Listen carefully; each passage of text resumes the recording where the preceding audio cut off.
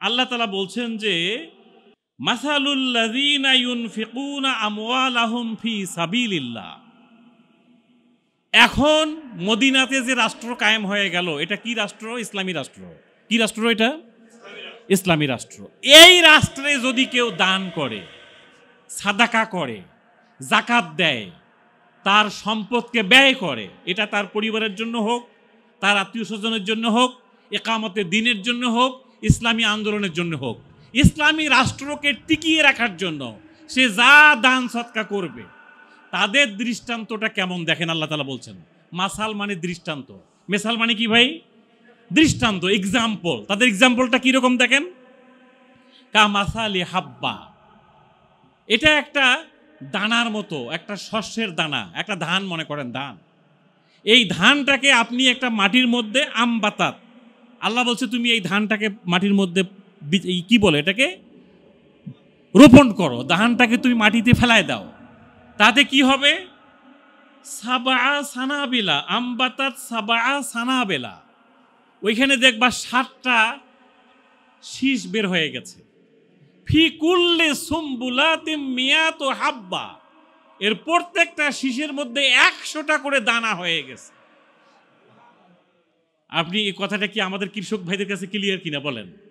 যারা আমরা গ্রামে গঞ্জে আগে থেকে কাজ কাম করেছি, দেখেন একটা ধানের চারা আপনি একটা ধান মাটিতে ফেলায় দেন, 7টা গাছ হয়ে গেল। এই 7টা গাছের প্রত্যেকটা গাছে একটা করে শীষ হলো। একটা শীষে যদি 100টা দানা হয়, টোটাল 7টা শীষে কয়টা দানা হবে? 700 দানা। এই প্র্যাকটিক্যাল এক্সাম্পলটা আমাদের সমাজে কৃষক ভাইয়েরা দেখেন না বলেন? আমরা দেখি না কি না বলেন? আল্লাহ বলছে এই প্র্যাকটিক্যাল কাজটা তো আমি করি। তুমি যদি ইসলামী আন্দোলনে, তোমার দিন কায়েমের আন্দোলনে, ইকামতে দ্বীনের জন্য, বাংলাদেশের সবুজ ভূখণ্ডে দারিদ্র বিমোচনের জন্য, নারীর অধিকারের জন্য, বেকারত্ব দূরীকরণের জন্য, স্বাস্থ্যের জন্য, একাডেমির জন্য, এডুকেশনের জন্য তুমি যদি 2 টাকা দাও, 1 টাকা দাও, 1টা টাকা মনে করো তুমি দিলা, একটা ধানের মতো মনে করো, ওই 1 টাকাটাকে আমি আল্লাহ 700 টাকায় তোমাকে রূপান্তর করে দেওয়ার ক্ষমতা আমি আল্লাহর আছে। এটা কি আমরা বুঝতেছি কিনা বলেন? এটা কিন্তু সাইন্টিফিক্যালি প্রুভড। আপনি ইকুয়েশন করে দেখবেন যে অঙ্ক মিলে যাবে। 1টা টাকা থেকে আল্লাহ 700 টাকা দেন। আল্লাহ বলছেন যে শুধু তাই না, ওয়াল্লাহু ইউদাইফু লিমান ইয়াশা, আমি যদি কারো আন্তরিকতা ভালো দেখি, শুধু 1 টাকা থেকে 700 টাকা না, 700 কোটি টাকাও আমি আল্লাহ করিয়ে দিতে পারি। ওয়াল্লাহু ইউদাইফু লিমান ইয়াশা, আমি দেখি কে কোন আন্তরিকতা নিয়ে দান করলো, মানসিকতাটা কি ছিল, এটা আমি আল্লাহ বুঝলে শুধু প্র্যাকটিক্যাল 1 টাকা থেকে 7 টাকা, একটা ধান থেকে 700 ধান হইল, বিষয়টা এরকম নয়। ওয়াল্লাহু ইউদাইফ লিমান ইয়াশা, কার কি মানসিকতা আমি আল্লাহ দেখার পরে আমি চাইলে ওয়াসিউন আলিম, আমি এমন প্রশস্ততা আমার মধ্যে আছে। আচ্ছা, আল্লাহর এই কথাটাকে আমরা কি অবিশ্বাস করতে পারবো? আল্লাহ বলছেন ওয়াসিউন আলিম, আমি সব বুঝি কে কোন মানসিকতা নিয়ে কত টাকা দান করলো, কত টাকা কন্ট্রিবিউট করলো। আর আমি হচ্ছি প্রশস্ত মুক্ত হস্ত, আমি চাইলে তোমার এই টাকা শুধু 700 টাকা না, 1 টাকার পরিবর্তে 7,000 কোটি টাকাও আমি ব্যবস্থা করতে পারি। আল্লাহ এটা পারেন কিনা বলেন? আপনি দেখবেন একই পরিবারে একই রুগীর জন্য হাজার হাজার কোটি টাকা খরচ হচ্ছে। সিঙ্গাপুর, থাইল্যান্ড, মালয়েশিয়া, আবার 5 টাকার হোমিও খেয়েও অনেকের উপকার হচ্ছে। কি বলেন, হচ্ছে না? আল্লাহ দেখতে চান কার মধ্যে কি মানসিকতা। এই আয়াতটা নাজিল হওয়ার আগের পরিবেশটা ছিল শুধুমাত্র সুদ আর সুদ, সমাজের প্রত্যেকটা রন্ধ্রে রন্ধ্রে সুদ চালু ছিল। আল্লাহ তাআলা বললেন আল্লাযীনা ইয়াকুলুনা রিবা, বান্দা সুদ খাওয়া বন্ধ করে দাও। সুদ মানুষকে একেবারে লোভী বানায় ফেলে। সুদের ক্যালকুলেশন মানুষকে লোভ বৃদ্ধি করে। শুধু ব্যাংকে আসে আর জিজ্ঞেস করে দেখেন তো স্যার কয় টাকা লাভ হইলো, আপনারা কয় টাকা কাটলেন, এটা একটু ভালো করে দেখেন। এই ক্যালকুলেশন করতে করতে অবস্থা খুব খারাপ। ইয়াহসাবু আন্না মালাহু আখলাদা, সে মনে করে যে আমার যে এখন 1000 বা 200 কোটি বা 50 লাখ টাকা যে ব্যাংকে আছে, এই টাকা আর আমার কিছু মোটরসাইকেল গুন্ডা পান্ডা আর কিছু মাস্তান, এগুলো থাকলে আমি এই সমাজে আজীবন ক্ষমতায় থাকব। কি আছে না এরকম? আপনি 5 তারিখের আগের সরকার কি মনে করছিল কোনোদিন তারা ক্ষমতা হাতছাড়া হবে? না। ইয়াহসাবু, তারা মনে করত আন্না মালাহু, তাদের এই লাঠিয়াল বাহিনী, মাস্তান, অস্ত্র শস্ত্র, আখলাদা, তাদেরকে চিরদিন 2041, 45, 60 পর্যন্ত ক্ষমতায় রাখবে, এরকম মনে করছিল না তারা? এটাই তাদের ধারণা ছিল। কিন্তু আল্লাহ বলছে যে না, তোমার এই টাকা কুক্ষিগত করে হাজার হাজার কোটি টাকা, একেবারেই ওয়ার্ড সভাপতি, ইউনিট সভাপতি, তার বাসায় হাজার হাজার কোটি টাকা। কি আছে না এরকম? এই যে কুক্ষিগত করার মানসিকতা, আল্লাহ বলছে এগুলো আমি ধ্বংস করে দিই। আল্লাহ ধ্বংস করে, এটা আপনারা বুঝছেন না বোঝেন নাই এখনো? কি 5 তারিখে বুঝছেন কিনা এটা? আল্লাহ তাআলা অবৈধভাবে কুক্ষিগত সম্পদকে ধ্বংস করে। আল্লাহ বলছেন তুমি দাও, 1 টাকা দান করার একটা অ্যাটিটিউড আল্লাহ দেখতে চান। এরপরের আয়াত আল্লাহ তাআলা এই কথাটাই বলছেন, আল্লাযীনা ইউনফিকুনা আমওয়ালাহুম ফি সাবিলিল্লাহ সুম্মা লা ইউতবিউনা মা আনফাকু মান্নাও ওয়ালা আযা। সমাজে এই যে মানসিকতার কথা আমি বললাম, যে আল্লাহ দেখতে চান মানসিকতাটা কি রকম, আন্তরিকতাটা কি রকম। সমাজে কিছু লোক আছে বলে, ভাই আমার 2টা মাদ্রাসা চলে, 10 জন ইতিমকে দেই, ওইদিকে গ্রামে একটা মসজিদ আছে, এরপরে আমার এদিকে একটা ইতিমখানা আছে, এইভাবে সব দিকে দিয়ে আমার অবস্থা খুব কাহিল, প্লিজ আমাকে ডিস্টার্ব করেন না, আমি আর কিছু করতে পারবো না। কি এরকম লোক সমাজে আছে না নাই? কি আছে তো নাকি? আমি এখানে দেই, ওইখানে দেই, সেখানে দেই, ওখানে দেই, আমার অবস্থা খুব খারাপ। আল্লাহ বলছে এখানে দাও, ওখানে দাও, সেখানে দাও, এই কথা যারা বলে, এর পরের আয়াতে আল্লাহ বলছে তাদের উদাহরণটা একটা পাথরের ওপরে একটা বালির মতো। পাথরের উপরে একটা, মনে করেন অনেক বড় পাথর, এর উপরে কিছু মাটি জমা হয়েছে, এরপরে 1 পশলা বৃষ্টি আসলো, এখন এই পাথরের উপরে মাটি থাকবে? কথাটা বুঝছেন তো নাকি? একটা পাথর, তার উপরে কিছু ধুলাবালি জমা হয়েছে, মানে আপনার দান সৎকা জমা হয়েছে। আপনি একটা পাথরের উপরে কিছু ধুলাবালি জমা হয়েছে, কাউকে 200 টাকা দিয়েছেন, কাউকে 500, কাউকে 1000, এরপরে পাশের যে বাড়িওয়ালা, আপনার যে বাসার যে দারোয়ান, তাকে দিয়েছেন 200 টাকা, সবাইকে দিয়ে দিয়ে আপনি এখন ওই পাথরের উপরে কিছু ধুলা জমা করছেন, মাটি জমা করছেন। এখন আপনি ওই বাড়িওয়ালার ভাড়াটিয়া কি বলে, দারোয়ানের সঙ্গে দেখা হলে, এই আমার বাজারের ব্যাগটা ধরো না কেন?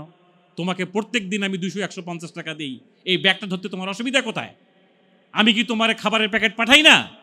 ইতিমখানার ছাত্রদেরকে ডেকে আপনি ধমক দিচ্ছেন, আমার টাকায় ইতিমখানা চলে, তোমরা আমার কথা শুনতে হবে। কি এই কথা আগে বলা হয়েছিল কিনা বলেন? অনেক বড় বড় হুজুরা টেলিভিশনের টক শোতে বলতো না, এরকম ফতোয়া দেওয়ার জন্য হুজুর কিনে নেওয়ার লোকও এই সমাজে আছে না নাই বলেন? কিনে নেওয়ার লোকও আছে, আবার হুজুর বিক্রি হয়ে ফতোয়া দিবে, এরকম হুজুর এই সমাজে আছে। তো আল্লাহ তাআলা বললেন যে এরা এইভাবে মাদ্রাসা, মসজিদ, ইতিমখানা, যেগুলো সিমেন্ট দেয়, রড দেয়, বালি দেয়, ইতিমখানা নিজে বানাই দিছে, এখন এদেরকে ডেকে বলে যে আমার রাজনীতি করতে হবে, আমার দল করতে হবে, আমার কথা শুনতে হবে, আমার খরচের ব্যাগ ধরতে হবে, আমার ছেলেমেয়ের জন্য হেল্প করতে হবে। আল্লাহ বলছে এভাবে তারা মানুষকে কষ্ট দেয় আর খোটা দেয়। এরকম আছে কিনা আমাদের সমাজে?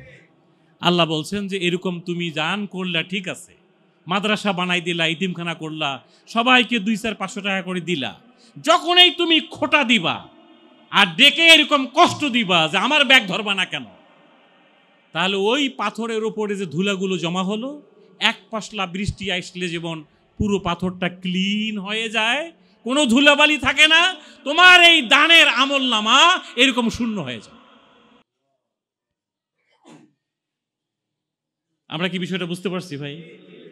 এই জন্য আমাদেরকে এই পরের আয়াতটা খুব গুরুত্বপূর্ণ সাথে খেয়াল করতে হবে যে তোমরা দান করবা ঠিক আছে, সাদাকা দিবা ঠিক আছে, দিনের জন্য, ইসলামের জন্য কন্ট্রিবিউশন করবা ঠিক আছে, কাউলুম মারুফ, তোমার কথাবার্তার মধ্যে অহংকার থাকলে হবে না, নমনীয়তার সাথে কথা বলতে হবে, ভদ্রতার সাথে কথা বলতে হবে, সুন্দর করে কথা বলতে হবে, মনে করতে হবে তুমি এই জাতির জন্য কিচ্ছু করো নাই, যা কিছু করেছো আল্লাহকে খুশি করার জন্য করেছো।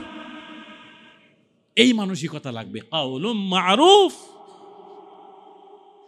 সুন্দর কথা বলা, ভদ্রতার সাথে কথা বলা, এরকম মানসিকতা আল্লাহ দেখতে চান। এই কথাগুলো কাদেরকে বলা হচ্ছে?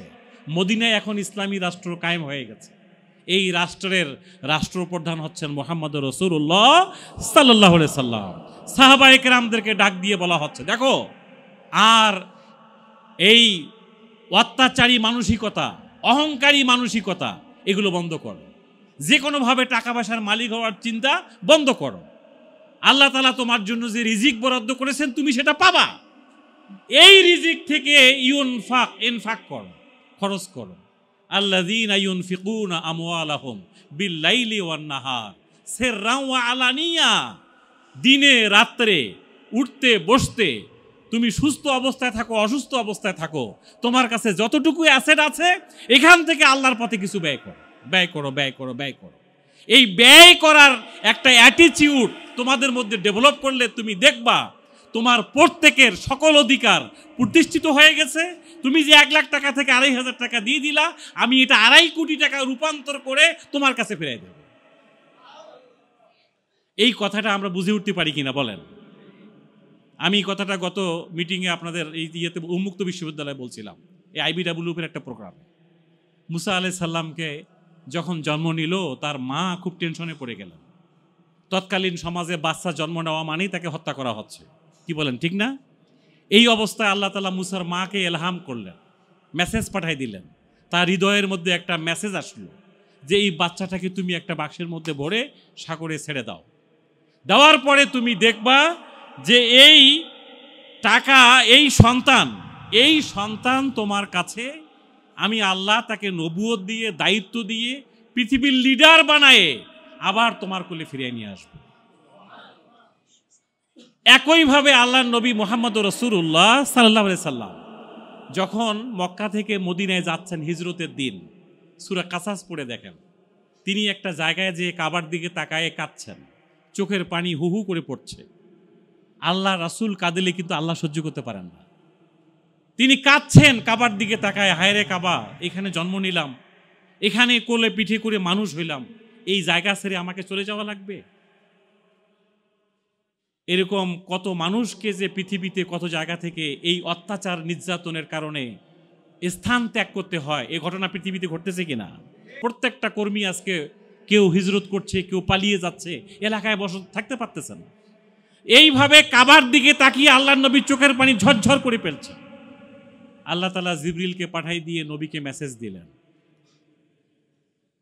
নুরিদু আন নামুন্না আলাল্লাযীনা ইসতুদঈফু ফিল আরদ ওয়ালিনাজআলাহুম আইম্মাতাও ওয়ালিনাজআলাহুমুল ওয়ারিসিন। চোখের পানি মুছে ফেলেন, চোখের পানি মুছে ফেলেন। আপনাদের ওপর, সাহাবায়ে কেরামদের ওপর যে নির্যাতন, যে গুম, যে খুন, যে রক্তপাত হইছে, আমি আল্লাহ পরিষ্কার করে বলতেছি, উইথিন শর্টেস্ট পসিবল টাইম এই পৃথিবীর নেতৃত্ব দিয়ে এই কাবার পুরো অঞ্চল, সারা পৃথিবী মুসলমানদের হাতে আমি তুলে দেব। ওয়ালিনাজআলাহুম আইম্মা ওয়ালিনাজআলাহুমুল ওয়ারিসিন। আল্লাহ এই কথাটা সত্যে পরিণত হয়েছে কিনা বলেন? যে লোকটা কষ্ট করে, রক্ত দিয়ে, ত্যাগ কোরবানি করে মদিনায় চলে গেলেন, আল্লাহ তাআলা তাকে মদিনার রাষ্ট্রপ্রধান বানালেন। পুরো অর্ধ পৃথিবীর শাসনের দায়িত্বে ছিলেন ওমর রাদিয়াল্লাহু তাআলা আনহু। তাহলে এই বাংলাদেশে যত হত্যা, খুন, রাহাজানি, গুম হয়েছে, আল্লাহ তাআলা এই আয়াত যদি এখনো জীবিত থাকে, আল্লাহর কোরআন তো এখনো জীবিত নাকি? কিয়ামত পর্যন্ত তো এই কোরআন নাকি? ওই আল্লাহ তো এখনো আছেন। অতএব এই বাংলাদেশে যে অত্যাচার জুলুম হয়েছে, অবশ্যই আল্লাহ তাআলা আগামীর বাংলাদেশকে ইসলামের বাংলাদেশে পরিণত করবেন। এই আয়াত তার প্রমাণ। এই আয়াত যেহেতু জীবন্ত আয়াত, আল্লাহর কোরআন জীবন্ত। আল্লাহর এই কোরআনের আয়াতের আলোকে আমরা বুঝতে পারতেছি না, কিন্তু আমরা দেখতে পাচ্ছি না আদৌ কিভাবে এদেশে ইসলাম তার বিজয়ী শক্তি নিয়ে দাঁড়িয়ে যাবে। আল্লাহর নবী মক্কা থেকে হিজরত করার সময় এইভাবেই অন্ধকার দেখতে পাচ্ছিলেন। আমরা সেই অন্ধকার দেখতে পাচ্ছি, কিন্তু কোরআন আমাদেরকে বলতেছে এই অন্ধকারের মাথায় আলো রয়েছে। এই সমাজ একটা কোরআনী সমাজ হবে ইনশাআল্লাহ। আগামীর বাংলাদেশ একটা ইসলামের বাংলাদেশ। এই জন্য আল্লাহ তাআলা বলছেন যে তোমাদেরকে কিছু কন্ট্রিবিউশন করতে হবে। কি করতে হবে? ওই সময় দেখা যাচ্ছে আল্লাহ নবী বিভিন্ন যুদ্ধে ডাক দিয়েছেন, অনেক মহিলা সাহাবী নিজের গলার অলংকার বের করে জমা দিয়েছেন যে এই দিয়ে দিলাম। অনেক সাহাবী বলছিলেন যে ইয়া রাসূলুল্লাহ, আল্লাহ আমার কাছে কর্জে হাসানা চায়, আল্লাহ আমার কাছে দান চায়, আমার সবচেয়ে উত্তম খেজুরের বাগানটা আমি দিয়ে দিলাম, আমার সবচেয়ে বড় বাড়িটা আমি দিয়ে দিলাম, সবচেয়ে বড় ফ্ল্যাটটা দিয়ে দিলাম। আপনাদের মনে আছে কি না, সাবেক প্রফেসর, এখনো অনেক মহিলা আছে বলে যে আমার ফ্ল্যাটটা দিয়ে দিলাম, আমার অলংকারগুলো দিয়ে দিলাম। এই ইসলামী আন্দোলন, এই ইসলামিক মুভমেন্ট আগামী দিনের একটা সোনার বাংলাদেশের জন্য আমরা কন্ট্রিবিউট করতে রাজি আছি কিনা বলেন। এবং এই কন্ট্রিবিউশন করলে আমরা মনে করি যে এটা কিভাবে আবার আমার কাছে ফিরে আসবে। আমি সেই এক্সাম্পলটাই দিলাম যে আল্লাহ নবী মক্কায় যাওয়ার সময় যেমন চোখের পানি ফেলতেছিলেন, নিজে কিন্তু বুঝতে পারেন নাই যে ভবিষ্যৎটা কি হবে, কিন্তু আল্লাহ তাকে জানাই দিলেন টেনশন করার দরকার নেই, আপনি কন্ট্রিবিউশন করতে থাকেন। কন্ট্রিবিউশনটা কেমন? এই জন্মভূমি, আত্মীয় স্বজন, বন্ধু বান্ধব, এই কাবা, এই এলাকা ছেড়ে আপনি অন্ধকার জগতে অজানা পথে চলে যান। আপনি মুখে আপনার যে যোদ্ধার হাসি আমি দেখতে পাচ্ছি, এই মক্কা মদিনা অর্ধ পৃথিবী সারা বিশ্ব আমি আপনার হাতে তুলে দেব। আমরা যে অন্ধকার দেখতে পাচ্ছি, এই অন্ধকারের মাথায় রয়েছে আল্লাহর নেতৃত্ব, নিয়ামত। এই কথাটা আল্লাহ তাআলা সূরা বনী ইসরাঈলে বলছেন, ওয়াকুর রব্বি আদখিলনি মুদখালা সিদকিন ওয়া আখরিজনি মুখরাজা সিদকিন ওয়া জাআলনি মিন লাদুনকা সুলতানান নাসিরা। আল্লাহ নবী দোয়া করলেন যে আল্লাহ আমাকে সম্মানের সাথে বের করো, আর ক্ষমতার চাবিকাঠিটা আমার হাতে তুলে দাও, তোমার কোরআনের আলোকে আমরা এই পৃথিবীকে যেন ঢেলে সাজাতে পারি। আজ আসুন আমরা এই ব্যবসায়িক ফোরামের মাধ্যমে আমরা বাংলাদেশে একটা কোরআনের সমাজ দেখতে চাই। কি রাজি আছেন সবাই? আর ওই জায়গাটা মনে করবেন যে আমরা যা দেব মনে হবে যে টাকাটা দিয়ে দিলাম, আসবে কিভাবে? আল্লাহর কোরআন আপনি ভালো করে পড়ে দেখেন, আল্লাহ বলছে আমি এগুলো অনেক গুণ, 700 গুণ কেন নয়, 7000 গুণ, 7 লক্ষ গুণ, 7 কোটি গুণ বাড়ায়ে আবার তোমার পকেটে আমি আল্লাহ ফিরিয়ে দেওয়ার ক্ষমতা রাখি। এই বিশ্বাসটা আমাদের হবে তো ইনশাআল্লাহ। আসুন আমাদের কুক্ষিগত মানসিকতার পরিবর্তে একটা উদার মানসিকতা, ইসলামের জন্য, সমাজের জন্য, এই দেশের জন্য, একটা সমৃদ্ধ বাংলাদেশের জন্য, একটা কোরআনের সমাজের জন্য আমরা আমাদের সব কিছু উজাড় করে দেওয়ার মানসিকতা পোষণ করি। আপনাদের ওই যুদ্ধের কথাটা মনে আছে? আল্লাহ নবী বললেন যে যার কাছে কি আছে নিয়ে আসো। ছোট্ট একটা পটলা নিয়ে আসলেন আবু বকর, বললেন যে আবু বকর তোমার বাড়িতে কি রেখে আসছো? উনি বললেন ইয়া রাসূলুল্লাহ, আমার যতটুকু ছিল 100% আপনার দরবারে হাজির করলাম, আমার বাড়িতে আল্লাহ এবং তার রাসূলকে রেখে আসছে। ওমরের বিশাল ব্যাগ, বিশাল, ওসমানের বিশাল ব্যাগ, কিন্তু পার্সেন্টেজে দেখা গেল কারো 50, কারো 20, কারো 30, কিন্তু 100% আনছেন কে? আবু বকর রাদিয়াল্লাহু তাআলা আনহু। আবু বকরের মানসিকতাটা কি? যে 100% আমি এখানে দিয়ে দেই, আমার বাড়ির সংসার ভবিষ্যৎ রিজিকের মালিক যিনি, তিনি আমার ব্যবস্থা করবেন। এই মানসিকতাটা তৈরি হইলেই আমি মনে করি বাংলাদেশে একটা কুক্ষিগত অ্যাটিটিউড থেকে বের হয়ে আমাদের অনেকের জমি জায়গা ঘর বাড়ি, আপনি একটা 6 তলা বিল্ডিং বানাবার নিয়ত করেন, আর এই নিয়তটা এর সাথে অ্যাড করেন যে একটা ফ্ল্যাট ইসলামী আন্দোলনের জন্য, আমার 10 কাঠা জায়গা আছে 1 কাঠা ইসলামী আন্দোলনের জন্য, আমার টোটাল যা অ্যাসেট আছে এর একটা পার্সেন্ট আপনি ইসলামিক মুভমেন্টের জন্য রেডি করেন, আল্লাহ আপনাকে আরো 10টা বাড়ির মালিক বানাই দেবে। কি আমরা এই মানসিকতা তৈরি করতে পারি কিনা বলেন? আমি সহ আল্লাহ তাআলা আমাদের সবাইকে আজকের এই কথাগুলোর আলোকে আমাদের জীবনকে ঢেলে সাজাবার তৌফিক দান করুক। ওমা তৌফিক ইল্লা বিল্লাহ। আসসালামু আলাইকুম ওয়া রাহমাতুল্লাহ।